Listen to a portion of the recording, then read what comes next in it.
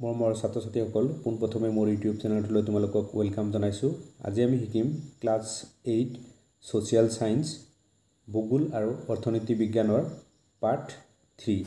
ইয়াৰ অনুশীলনীৰ আটাইকেইটা প্ৰশ্ন উত্তৰ অতি চমুকে লৈ আহিছোঁ আৰু লগতে কিছুমান অতিৰিক্ত প্ৰশ্ন লৈ আহিছোঁ। গতিকে তোমালোকে ভিডিঅ'টো শেষলৈকে চাবা আৰু চেনেলটো সাবস্ক্ৰাইব কৰি দিবা, বন্ধু বান্ধৱীৰ মাজত শ্বেয়াৰ কৰি দিবা। অনুশীলনী 1 নম্বৰত আছে খালি ঠাই পূৰ কৰা। কত আছে ডেশ কাৰ্য আৰম্ভ হোৱাৰ লগে লগে মানুহে একে ঠাইতে স্থায়ীভাৱে বসবাস কৰিবলৈ আৰম্ভ কৰে। এই খালি ঠাইটোত লিখিম আমি কৃষি। এনসাৰটো এনেকৈ হ'ব, কৃষি কাৰ্য আৰম্ভ হোৱাৰ লগে লগে মানুহে একে ঠাইতে স্থায়ীভাৱে বসবাস কৰিবলৈ আৰম্ভ কৰে। খ নম্বৰত আছে ডেশ উৎসক ভিত্তি কৰি গাঁওবাসীয়ে ভালেমান সা সুবিধা ভোগ কৰে। ইয়াত লিখিম আমি পানীৰ। এনসাৰটো এনেকুৱা হ'ব, পানীৰ উৎসক ভিত্তি কৰি গাঁওবাসীয়ে ভালেমান সা সুবিধা ভোগ কৰে। ঘত আছে আলিবাট ৰেলপথ নদীৰ কাষে কাষে গঢ়ি উঠা বসতি ডেশ বসতি বোলে। ইয়াত লিখিম আমি ৰৈখিক। আলিবাট ৰেলপথ নদীৰ কাষে কাষে গঢ়ি উঠা বসতিক ৰৈখিক বসতি বোলে। গত আছে বৰ্তমান অসমত গাঁৱৰ সংখ্যা হ'ল ডেশখন। ইয়াত লিখিম আমি 26,395। বৰ্তমান অসমত গাঁৱৰ সংখ্যা হ'ল 26,395 খন। 2 নম্বৰত আছে শুদ্ধ উত্তৰটো বাছি উলিওৱা। কত আছে গ্ৰাম্য বসতিৰ মূল বৃত্তি হ'ল বেপাৰ বাণিজ্য উদ্যোগ কৃষি। গ্ৰাম্য বসতিৰ মূল বৃত্তি হ'ল কৃষি। ইয়াৰ এনসাৰটো হ'ব কৃষি। গাঁৱৰ বেছিভাগ মানুহে কৃষিৰ লগত জড়িত হৈ থাকে, সেইকাৰণে ইয়াৰ এনসাৰটো লিখিম আমি কৃষি। খ নম্বৰত আছে গ্ৰাম্য অঞ্চলতকৈ নগৰ অঞ্চলত জনসংখ্যাৰ ঘনত্ব কম অধিক সমান। গ্ৰাম্য অঞ্চলতকৈ নগৰ অঞ্চলত জনসংখ্যাৰ ঘনত্ব বেছি হয়, সেইকাৰণে ইয়াৰ এনসাৰটো লিখিম আমি অধিক। গ্ৰাম্য অঞ্চলতকৈ নগৰ অঞ্চলৰ জনসংখ্যাৰ ঘনত্ব অধিক। ঘ নম্বৰত আছে ভাৰতত প্ৰায় 70/80/60% লোকে গাঁৱত বাস কৰে। ভাৰতবৰ্ষত প্ৰায় 70% মানুহ গাঁৱত বসবাস কৰে, সেইকাৰণে ইয়াৰ এনসাৰটো আমি লিখিম 70%। ঘত আছে কোনো ঠাইত থুপ খাই থকা বসতিয়ে হ'ল ৰৈখিক কেন্দ্ৰীয়ভূত পাতল বসতি। কোনো এখন ঠাইত থুপ খাই থকা বসতিয়ে হ'ল কেন্দ্ৰীয়ভূত। ইয়াৰ এনসাৰটো লিখিম আমি কেন্দ্ৰীয়ভূত। 3 নম্বৰত আছে উত্তৰ লিখা 4টা বা 5টা বাক্যৰ ভিতৰত। তলত কিছুমান প্ৰশ্ন দিয়া আছে, এই প্ৰশ্নৰ এনসাৰ লিখিব লাগিব 4টা বা 5টা বাক্যৰ ভিতৰত। ক নম্বৰত আছে মানুহে স্থায়ীভাৱে বসবাস কৰিবলৈ লোৱাৰ কাৰণ কি বুলি ভাবা।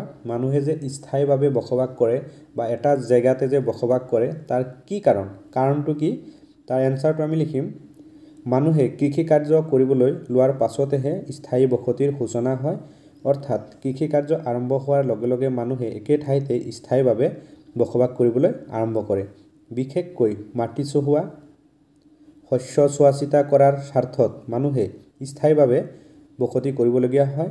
আনহাতে খেতি চপাই পোৱা শস্যবোৰ ভৱিষ্যতৰ বাবে মজুত কৰি ৰাখিবৰ কাৰণে মানুহে স্থায়ীভাৱে বসবাসৰ পোষকতা কৰে। সেয়েহে কৃষি কাৰ্যকে মানুহৰ স্থায়ী বসতি প্ৰদান কাৰক বুলি কোৱা হয়। খ নম্বৰত আছে গাঁৱলীয়া বসতিৰ মূল বৈশিষ্ট্য সম্বন্ধে আলোচনা কৰা। গাঁৱলীয়া বসতিৰ মূল বৈশিষ্ট্য সম্বন্ধে আলোচনা কৰিব দিছে। এই এনসাৰটো লিখিম আমি গাঁৱলীয়া বসতিসকলৰ মূল বৃত্তি হ'ল কৃষি। বসতি পাতল আৰু বিস্তৃত, ঘৰ বাৰীৰ আৰ্হি থলুৱা আৰু পৰম্পৰাগত হয়। এলেকাটোত যাতায়াতৰ ব্যৱস্থা সুচল নহয়। অঞ্চলটোত যান বাহনৰ সংখ্যা কম, ব্যৱসায় বাণিজ্যৰ সুবিধা কম। গাঁৱলীয়া বসতিৰ এলেকাত অনুষ্ঠান প্ৰতিষ্ঠানৰ সংখ্যাও কম। ঘ নম্বৰত আছে কেন্দ্ৰীয়ভূত বসতি কেনেধৰণে সৃষ্টি হয় লিখা। এনসাৰ হ'ব কোনো ঠাইতে মানুহৰ জীৱন ধাৰণৰ বাবে প্ৰয়োজনীয় বস্তু আৰু সা সুবিধাবোৰ যদি একে ঠাইতে বা ওচৰে পাজৰে পোৱা যায়, তেন্তে সেই এলেকাটোত মানুহৰ বসতি থুপ খাই থাকে। এনে বসতি কেন্দ্ৰীয়ভূত বসতি বোলে। কেতিয়াবা কোনো বৃহৎ উদ্যোগ একতা গঢ়ি উঠি অঞ্চলৰ আশে পাশে পোৱা বিভিন্ন সুবিধাৰ আলম লৈ কেন্দ্ৰীয়ভূত বসতি সৃষ্টি হয়। গ নম্বৰত আছে পৌৰ বসতিৰ মানুহৰ জীৱিকাৰ উপায় কেনেকুৱা চমুকৈ লিখা। এনচাৰটো লিখিম পৌৰ এলেকাত মানুহে বিভিন্ন শিল্প উদ্যোগ আদি গঢ়ি তুলিছে। এই উদ্যোগবিলাক যথেষ্ট মানুহ জড়িত হৈ থাকে। কিছুমানে বেপাৰ বাণিজ্যৰ মাজেৰে নিজৰ জীৱিকা বাছনি কৰে। এই এলেকাবোৰত থকা বিভিন্ন সেৱা খণ্ড, বেংক, ডাক, বীমা, শিক্ষানুষ্ঠান, চিকিৎসালয় বহুতো লোকে সংস্থাপন পাই থাকে। যাতায়াত আৰু যোগাযোগ ব্যৱস্থাৰ লগতে চৰকাৰী চাকৰিত জড়িত হৈ বহুতো সংস্থাপন বিচাৰি পাইছে। আছে গাঁও আৰু নগৰৰ মাজৰ সম্পৰ্ক আলোচনা কৰা। এনচাৰ হ'ব গাঁও আৰু নগৰৰ মাজৰ সম্পৰ্ক হ'ল গ্ৰাম্য আৰু নগৰৰ মাজত বহুতো পাৰ্থক্য আছে যদিও গাঁও আৰু নগৰৰ মানুহৰ এৰাব নোৱাৰা সম্পৰ্ক আছে। পাঠত ইতিমধ্যে উল্লেখ কৰা হৈছে যে গাঁৱৰ পৰাই কালক্ৰমত নগৰৰ উৎপত্তি হয়, কিন্তু এই কথাটো সকলো ক্ষেত্ৰত প্ৰযোজ্য নহ'বও পাৰে। এনে কিছুমান নগৰ আছে যিবোৰ পৰিকল্পিতভাৱে পোনপটীয়াকৈ নগৰ হিচাপে গঢ়ি তোলা হৈছে। আমি আৰু এটা পেৰাগ্ৰাফ লিখিব লাগিব। সাধাৰণতে বেপাৰ বাণিজ্যই গাঁও আৰু নগৰৰ মাজত সম্পৰ্ক বৰ্তাই ৰাখে। তাৰোপৰি সেৱামূলক কাৰ্যও এই সম্পৰ্ক গাঢ় কৰি তোলে। গাঁওবাসীয়ে তেওঁলোকৰ উৎপাদিত কৃষিজাত সামগ্ৰী নগৰক যোগান ধৰে আৰু নগৰেও ঔদ্যোগিক দ্ৰব্য আৰু অন্যান্য সেৱা গাঁৱলৈ আগবঢ়ায়। এইটোৱে হ'ল ইয়াৰ এনচাৰ। 4 নম্বৰত আছে চুমুটোকা লিখা। ক'ত আছে ৰৈখিক বসতি। ইয়াৰ চুমুটোকা লিখিম আমি।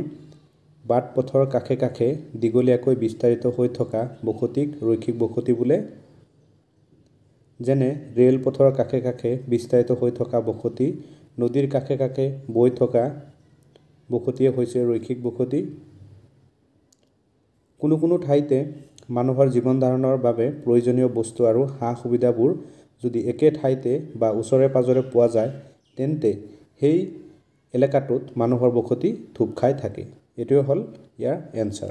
খ নম্বৰত আছে বৰ্গক্ষেত্ৰাকাৰ বসতি। এই এনচাৰটো লিখিম। গ্ৰাম্য অঞ্চলত কৃষিক্ষেত্ৰক কেন্দ্ৰ কৰিও এক ধৰণৰ বসতি সৃষ্টি হয়। অৰ্থাৎ কৃষিক্ষেত্ৰৰ ওচৰে পাজৰে মানুহে নিজৰ বসতি গঢ়ি তোলে। এই বসতি সাধাৰণতে বৰ্গক্ষেত্ৰাকাৰ হয় আৰু 2 বা ততোধিক পথৰ সংযোগস্থল আশে পাশে দেখা যায়। এইবোৰক বৰ্গক্ষেত্ৰাকাৰ বসতি বোলে। গ নম্বৰত আছে উচ্চভূমিৰ বসতি। ইয়াৰ চুমুটোকা লিখিম। উচ্চভূমিত সাধাৰণতে পাতল বসতি দেখা যায়। এনে অঞ্চল পাহাৰে আৱৰা আৰু শিলাময় হোৱাৰ বাবে বসতি পাতল হয়। তাৰোপৰি অসাৰুৱা মাটি, যাতায়াতৰ অসুবিধা আৰু প্ৰতিকূল জলবায়ুৰ বাবেও উচ্চভূমিৰ পাতল বসতি দেখিবলৈ পোৱা যায়।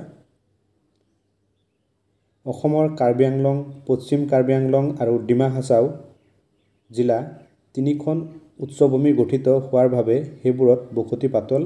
আনহাতে নিম্নভূমি বা সমতল অঞ্চলত যাতায়াত, পৰিবহণ, খেতি-বাতি, বাণিজ্য আদিকে ধৰি নানা ধৰণৰ সুবিধা থকাৰ বাবে বসতি ঘন। ক'ত আছে গ্ৰাম্য বসতি আৰু পৌৰ বসতি। গ্ৰাম্য বসতি আৰু পৌৰ বসতিৰ মাজত পাৰ্থক্য লিখিব লাগে। মই এনেকৈ লিখি দিছোঁ, তোমালোকে চাৰ্ট এখন বনাই লিখিব পাৰিবা। চাৰ্টখন বনালে তোমালোকে বাওঁফালে লিখিবা গ্ৰাম্য বসতি আৰু সোঁফালে লিখিবা পৌৰ বসতি। গ্ৰাম্য বসতি মই 7টা পইণ্ট লিখি দিছোঁ। গ্ৰাম্য বসতি লিখি তাৰ তলত 7টা পইণ্ট লিখি দিবা আৰু পৌৰ বসতিৰো মই 7টা পইণ্ট লিখি দিছোঁ। পৌৰ বসতি লিখি তাৰ তলত 7টা পইণ্ট লিখি দিবা। নাইবা আমি এনেকৈও লিখিব পাৰি। গ্ৰাম্য বসতি আৰু পৌৰ বসতিৰ মাজৰ পাৰ্থক্য হ'ল, প্ৰথম লিখিলোঁ গ্ৰাম্য বসতি। 1 নম্বৰত আছে গ্ৰাম্য বসতিৰ বাসিন্দাসকলৰ বৃত্তি মূলতঃ কৃষি। 2 নম্বৰত আছে বসতি পাতল আৰু বিস্তৃত।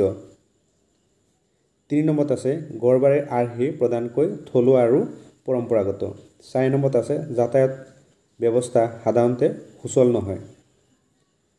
5 নম্বৰত আছে যান-বাহনৰ সংখ্যা কম। 6 নম্বৰত আছে অনুষ্ঠান প্ৰতিষ্ঠানৰ সংখ্যা কম। 7 নম্বৰত আছে ব্যৱসায় বাণিজ্যৰ সুবিধা কম। এতিয়া লিখিম আমি পৌৰ বসতি। এতিয়া পৌৰ বসতিৰ বিষয়ে লিখিম। 1 নম্বৰত আছে বাসিন্দাসকলৰ বৃত্তি মূলতঃ ব্যৱসায় বাণিজ্য, উদ্যোগ, কাৰ্যালয়ৰ চাকৰি আদি। 2 নম্বৰত আছে বসতি ঘন আৰু স্থূপীকৃত। 3 নম্বৰত আছে ঘৰ-বাৰীৰ আৰ্হি আধুনিক, ওখ অট্টালিকাৰ প্ৰাধান্য বেছি। 4 নম্বৰত আছে যাতায়াত ব্যৱস্থা সুচল। 5 নম্বৰত আছে যান বাহনৰ সংখ্যা অধিক আৰু বাহিৰৰ লগত সংযোগৰ সুবিধা যথেষ্ট। 6 নম্বৰত আছে অনুষ্ঠান প্ৰতিষ্ঠানৰ সংখ্যা বেছি। 7 নম্বৰত আছে ব্যৱসায় বাণিজ্যৰ সুবিধা বেছি। খ নম্বৰত আছে ৰৈখিক বসতি আৰু কেন্দ্ৰীয়ভূত বসতি। ৰৈখিক বসতি আৰু কেন্দ্ৰীয়ভূত বসতিৰ পাৰ্থক্য লিখিব লাগে। এই আনচাৰটো আমি লিখিম এনেকৈ। ৰৈখিক বসতি আৰু কেন্দ্ৰীয়ভূত বসতিৰ মাজৰ পাৰ্থক্য হ'ল, প্ৰথম লিখিছোঁ ৰৈখিক বসতি বাট পথৰ কাষে কাষে দীঘলীয়াকৈ বিস্তাৰিত হৈ থকা বসতিক ৰৈখিক বসতি বোলে।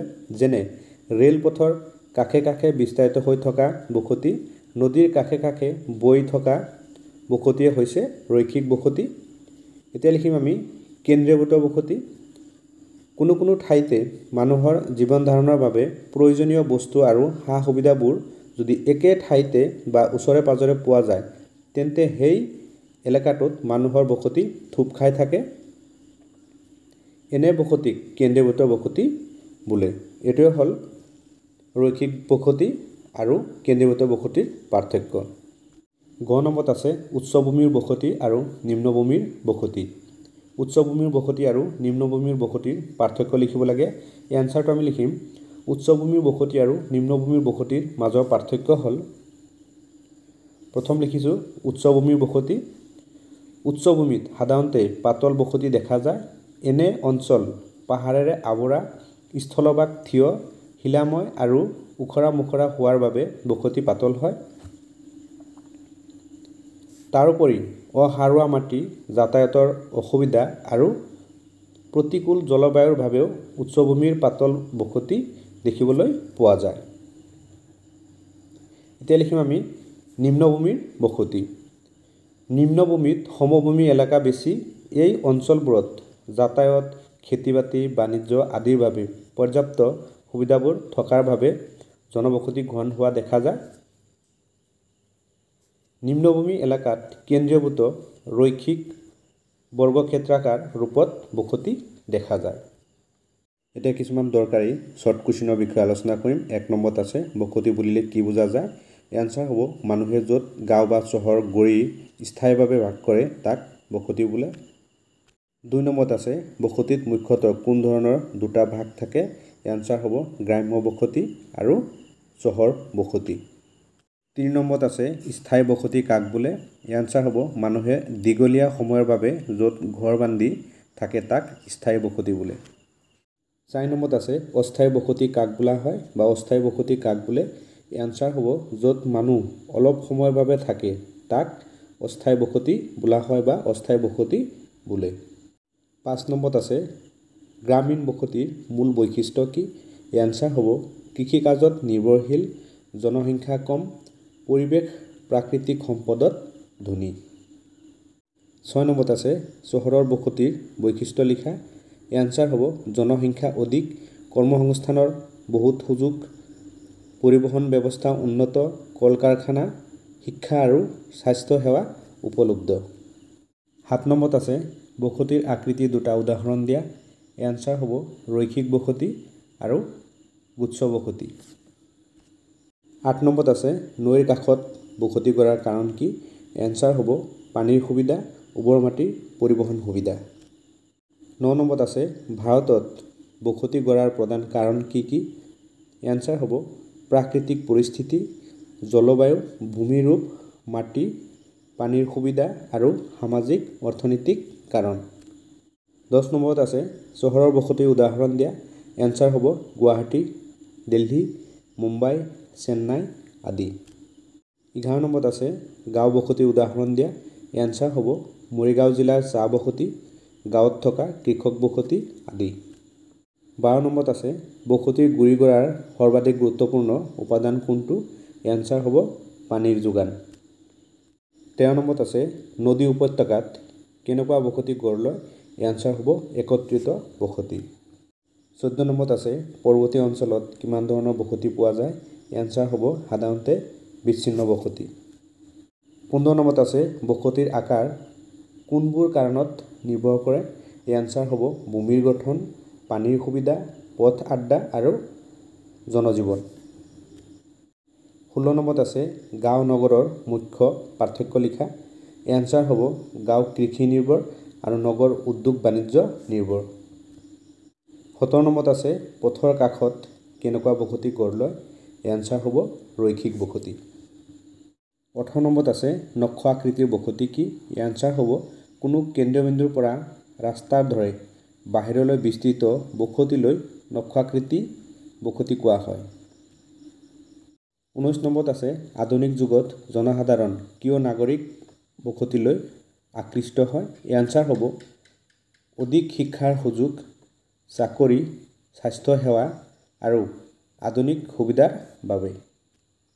অতিৰিক্ত প্ৰশ্নৰ শেষৰ প্ৰশ্নটো আছে অসমত একত্ৰিত বসতি ক'ত বিশেষকৈ দেখা যায়। এনচাৰ হ'ব ব্ৰহ্মপুত্ৰ উপত্যকা আৰু বৰৱী নদী উপত্যকাত।